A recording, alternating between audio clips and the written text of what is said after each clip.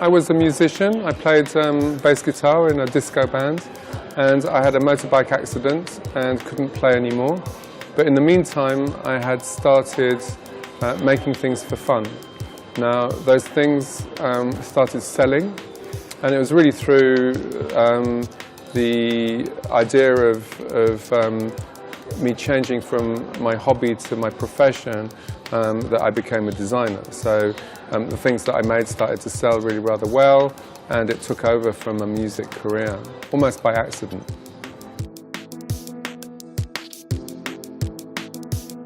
I like to think that there's a recognisable sense of Britishness about what I do, and that really means quite simple shapes, some really solid materials, and an aspect of improving with age. I mean, I like to think that my objects are made in a solid enough way for them to look better once they've been used. You know? So I think we're talking about things which have probably a sculptural silhouette, and I'd probably describe it as expressive minimalism.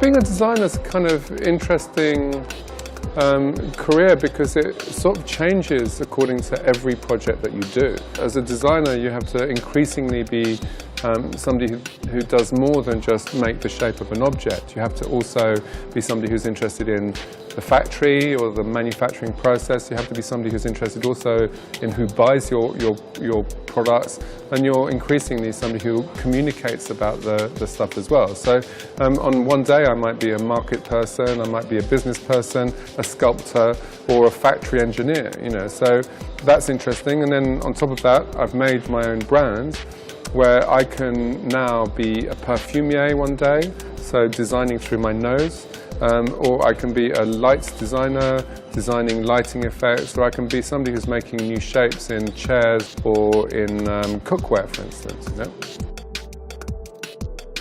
I've always been interested in the way that things are made. So my design always comes from an interest in the manufacturing techniques and the materials that we use.